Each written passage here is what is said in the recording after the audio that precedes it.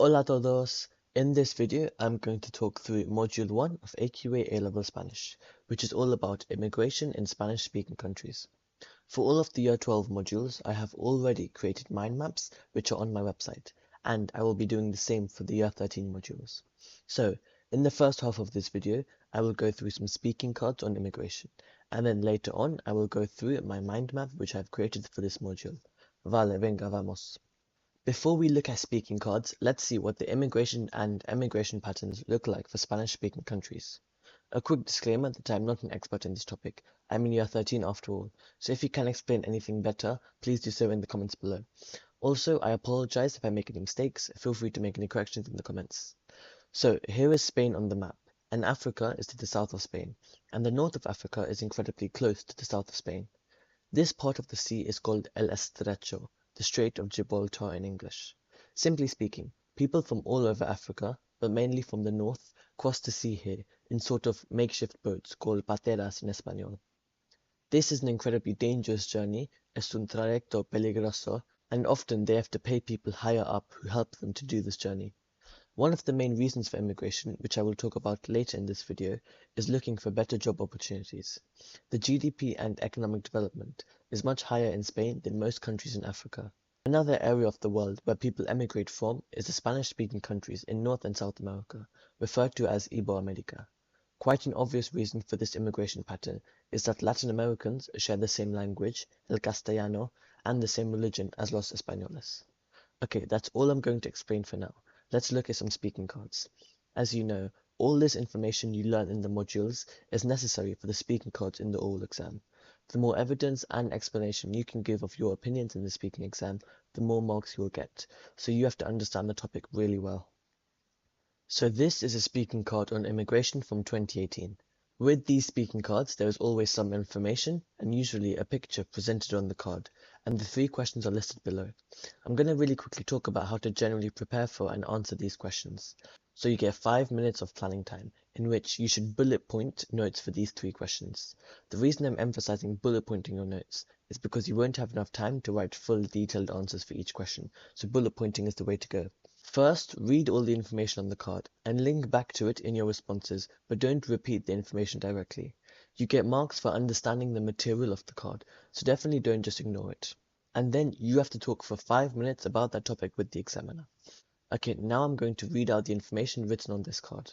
Este año habrá por primera vez más muertes que nacimientos en España. Esto tendrá efectos desastrosos para la economía del país. La futura llegada de los inmigrantes podría ser la solución.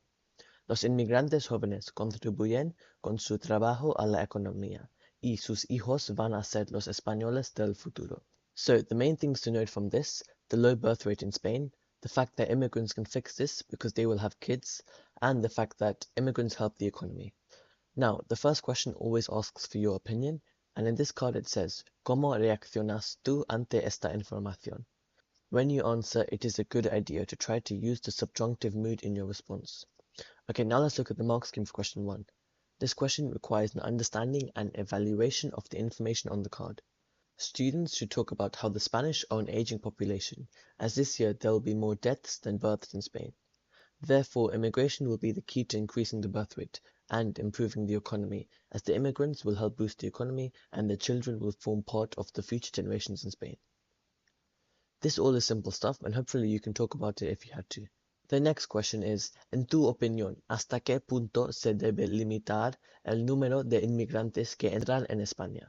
This is an opportunity for the student to demonstrate knowledge and opinions beyond the specific focus of the card, but which are nonetheless relevant to the sub-theme. It should include supported arguments and justified conclusions. Students should evaluate whether there should be a selection process for immigrants to be linked to the employment needs of the country, or whether countries should welcome all those who wish to start a new life. The word evaluate here basically means giving advantages and disadvantages, or giving both sides of the argument. A sentence starter like, hay gente que dice que will help you to do this. Continuing on, they may make reference to the immigrants who have tried to get to Spain in pateras and the problems that have arisen due to these illegal immigrants. Examples of these problems include high number of deaths and injuries caused by making the dangerous crossing to Spain, high amount of people arrested for crossing the border illegally, and problems once the immigrants arrive, like being unable to access health services. Okay, final question. ¿Qué sabes de las otras ventajas e inconvenientes de la inmigración en el mundo hispánico? A thoughtful and detailed response to this type of question will include supported arguments and justified conclusions.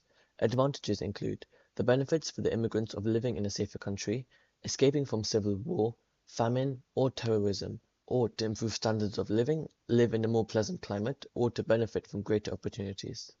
The disadvantages are, of course, fewer jobs for the Spanish people, the increase in poverty, and the need for more housing, education, and healthcare. On my mind map, I have bullet pointed these ventajas y desventajas. Before a speaking exam, memorize these, as talking about advantages and disadvantages will definitely be useful when discussing immigration. During this part of the oral exam, the examiner will not just ask these 3 questions, but ask as many topic-related questions to fill the 5 minutes that you need to talk for. The bottom box on the right is from the examiner report. You can pause the video if you want to read it. Okay, let's look at one more speaking card. This one is from 2018 and it's about Venezuela this time. This is a good example that these speaking cards will not always be about Spain, but any Spanish-speaking country. If you want to pause the video and have a go at bullet pointing some answers for these questions, feel free to do that. Vale, voy a leer la información. Según las estadísticas, en 2013, pocos venezolanos pidieron asilo en otros países. Actualmente en Venezuela hay una falta de medicamentos, comida y otros productos básicos. En el verano de 2018, más de 4 millones de venezolanos habían emigrado buscando refugio en varios países hispánicos. The first question again asks you for your opinion, but it is worded slightly differently than the last one. ¿Qué te dice la información sobre la situación en Venezuela? The key is not to just repeat the information on the card, but give your opinion, using the subjunctive, for example, me sorprende que or me choca que. The mark scheme says a student's responses will be based on the information on the card and may cover the following: the increase of immigration from Venezuela in the last few years. They could note the information about the lack of everything for day-to-day life, with no money for food or medicine, and the increase in 2018 of Venezuelans seeking refuge in other countries due to the crisis. Question 2 says, ¿Cuál es tu opinión sobre la emigración de tanta gente a otros países hispanos en tiempos de crisis? This question invites the student to evaluate the information on the card and to express opinions. Thoughtful and developed answers could include references to the political problems in Venezuela and how this is affecting the population. They can mention that Venezuelans fleeing to other South American countries has risen by 895% between 2015 and 2017, according to El Tiempo newspaper. Students can mention how this influx affects neighboring countries and what support the international community could bring.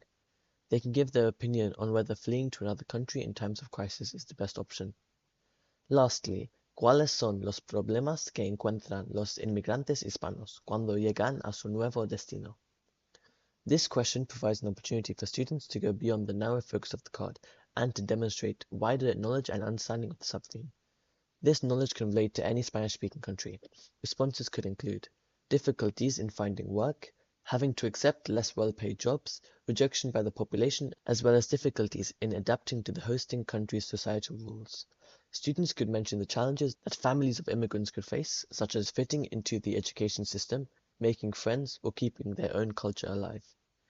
The examiner report says that many students didn't understand the first sentence of the card properly, and therefore failed to discuss the dramatic difference in immigration patterns in the 5-year period.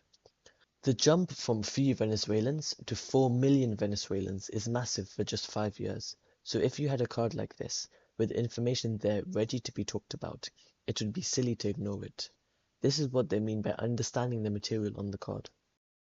The last thing for this video, and perhaps the most important, is my mind map.